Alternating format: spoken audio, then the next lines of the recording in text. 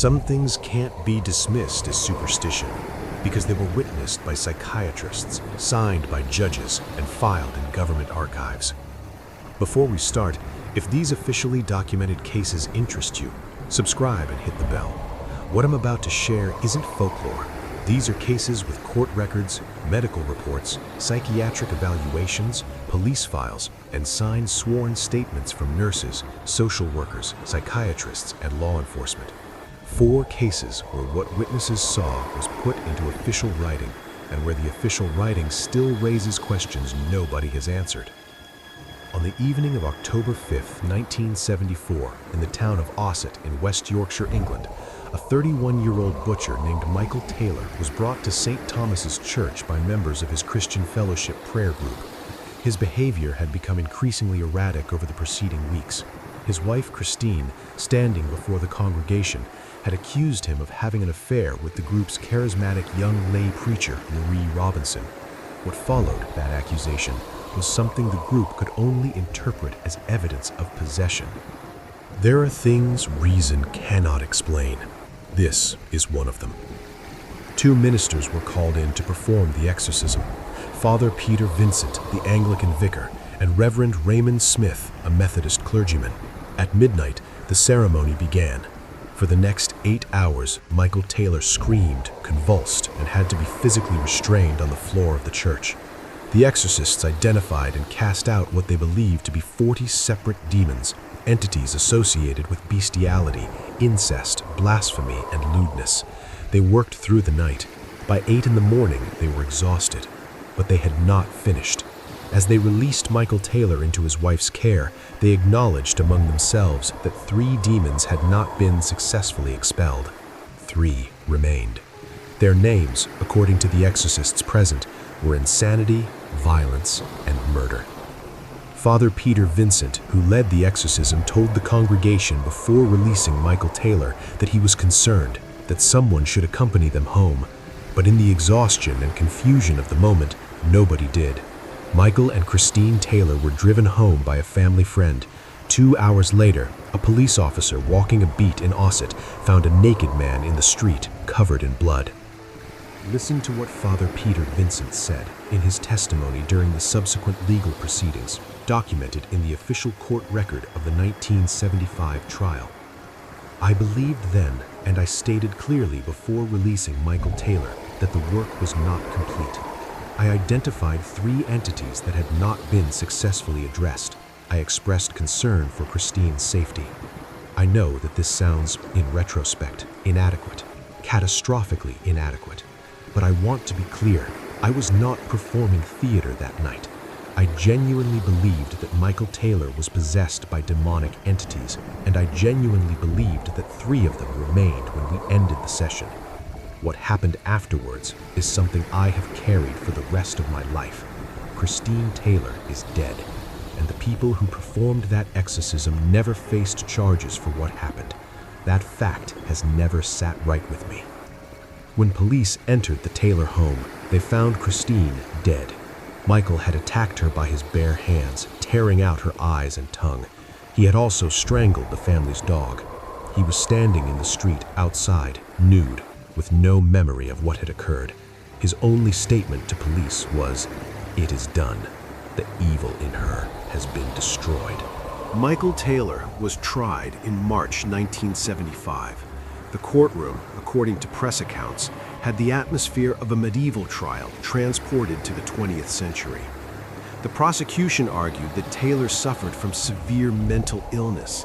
The defense argued that the exorcism had inflamed and destabilized a vulnerable man. Taylor himself testified that he had no memory of the killing and believed he had been under the control of demonic forces. The jury found him not guilty by reason of insanity. He was committed to a psychiatric facility for 4 years and then released. No charges were ever filed with the exorcists, who identified 3 homicidal demons in Taylor but released him anyway. Christine Taylor's death was officially recorded not as murder but misadventure, and Father Peter Vincent received a promotion the following year. And if the Taylor case represents the most horrifying intersection of exorcism and crime in modern British history, The next case is something the Catholic Church considers the single most thoroughly documented case of genuine demonic possession in modern history. A case from Iowa that lasted 16 years and culminated in a 14-day exorcism whose report was filed with the Vatican and published as an official church document. Emma Schmidt, known to the church under the pseudonym Anna Ecklund to protect her identity, was a woman from Erling, Iowa, whose documented possession began in 1912 when she was 14 years old. The case is distinguished from most alleged possession cases by one critical factor: the church's own investigative process. Before any exorcism was authorized, Emma was subjected to repeated and rigorous medical evaluation. Multiple physicians examined her over the course of years. None could explain what they observed. There are things reason cannot explain. This is one of them. Emma manifested what the church's protocols describe as the classic signs of genuine possession.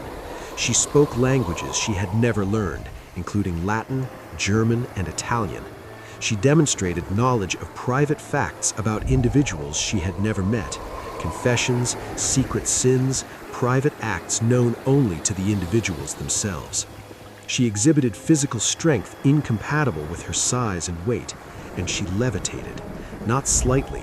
Observers described her rising to the ceiling, her body rigid, requiring multiple adults to pull her back down. In 1928, after years of evaluation, Father Theophilus Reisinger, a Franciscan priest from Bavaria with extensive prior experience in exorcism, received formal written authorization from the bishop to perform the major rite of exorcism. The sessions took place at the convent of the Sisters of Providence in Erling, Iowa. They lasted 14 days. Listen to what Father Reisinger wrote in the official report submitted to the Vatican after the conclusion of the exorcism, a report preserved in church archives and later published as Begone Satan in 1935. From the first day of the rites, Emma exhibited behaviors that no physician present could attribute to any known physical cause. She was held down by 4 adult men and still propelled herself against the ceiling, where she remained for periods the witnesses measured with their watches. She vomited substances in quantities that exceeded what was physically possible given her weight and her days of fasting. She spoke simultaneously in multiple voices in languages including medieval Latin, which specialists present identified. She had knowledge of private sins of priests and religious present, knowledge she had no natural means of obtaining. In the most intense sessions, her body assumed positions that human anatomy does not permit. This was observed by physicians, by religious sisters, by priests of 3 separate orders. All signed declarations. On the 14th day, Emma cried out, "Praised be Jesus Christ," and fell into a state of peace that was immediate and complete. She never again manifested any symptoms. The complete report is on file with the Vatican. What I wrote there is the truth as I witnessed it. The 1935 publication of the Ecklund case created enormous controversy both within and outside the Catholic Church. Skeptics argued that all observed phenomena could be attributed to hysteria and suggestion. Church authorities pointed to the medical evaluations that had found no organic explanation across 16 years. The document itself, 40 pages, with the signed declarations of the physicians and religious who witnessed the events, remains in the Vatican archives. And Emma Schmidt lived a quiet, unremarkable life after 1928, with no recurrence of any symptom.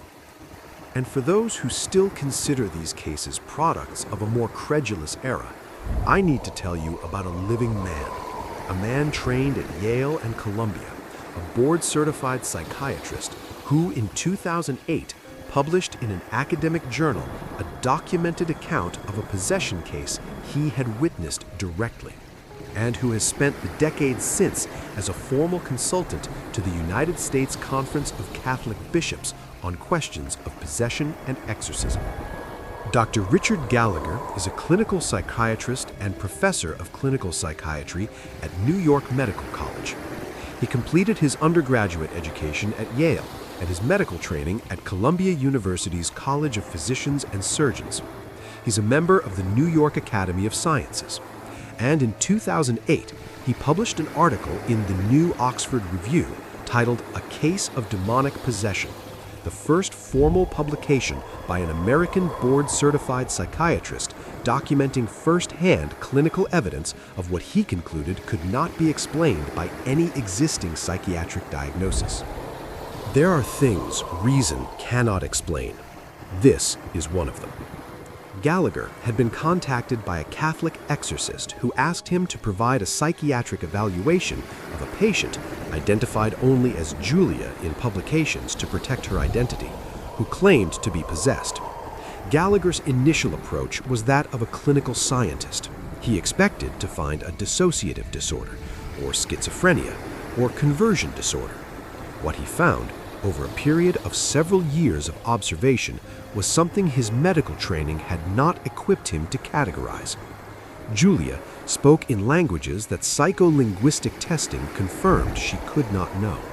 She accurately described events happening hundreds of miles away at the precise moment they occurred, events that were subsequently verified. During the exorcism sessions that Gallagher attended as a clinical observer, she levitated at heights that multiple witnesses, including Gallagher, measured and documented.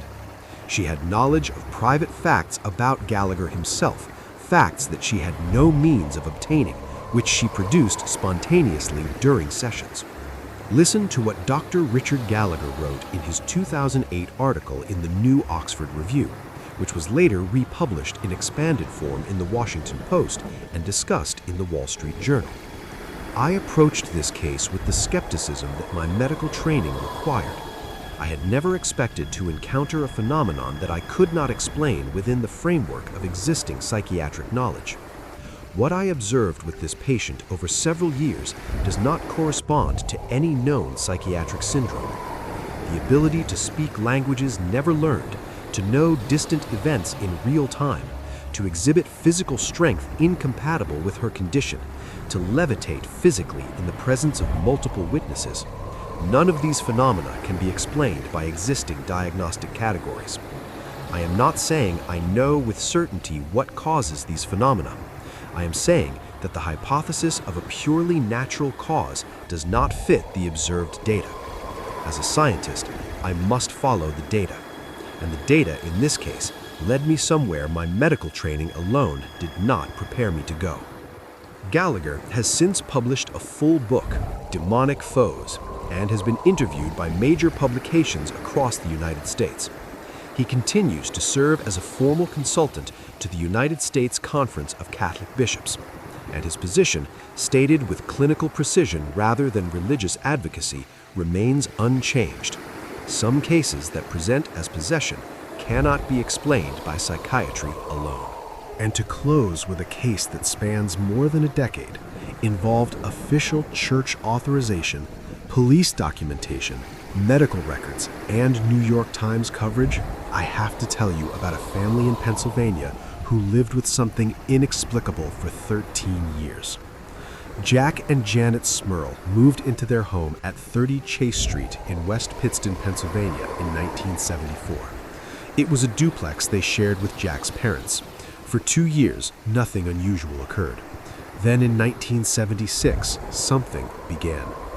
There are things reason cannot explain. This is one of them.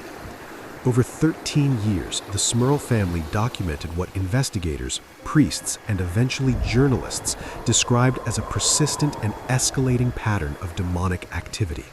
Stains that reappeared on freshly painted walls, plumbing that fractured without cause, family pets that died inexplicably, a presence that every member of the family independently described as malevolent and intelligent. Their 2 daughters, still children, reported seeing figures in their rooms that they drew and described in consistent detail over years. Janet Smurl was, according to her testimony and her husband's, physically assaulted by an invisible entity on multiple occasions. Those assaults were documented in medical reports. In 1986, after a decade of incidents, the family contacted Ed and Lorraine Warren, the demonologists who had investigated the Amityville case, The Warrens conducted a formal investigation and concluded that at least one major demon and 3 lesser entities occupied the property. They recommended a formal exorcism. The Diocese of Scranton authorized the procedure. Listen to what Ed Warren stated in the documented case records from the Smurl investigation. "I have worked hundreds of cases since the 1950s. The Smurl home was among the most serious I ever encountered. This was not poltergeist activity. That phenomenon typically focuses on one individual and dissipates over time. What I observed with Smurls was stable, malevolent, and targeted the entire family. Our first visit, Lorraine immediately perceived a presence she described as hostile and ancient. Myself, I witnessed physical phenomena that I could not attribute to natural causes. The Smurls were not people seeking publicity. They were terrified, and their terror was justified by what we documented. The exorcisms authorized by the Diocese of Scranton were performed but did not permanently resolve the situation. The family moved temporarily, and the phenomena followed them to their new location.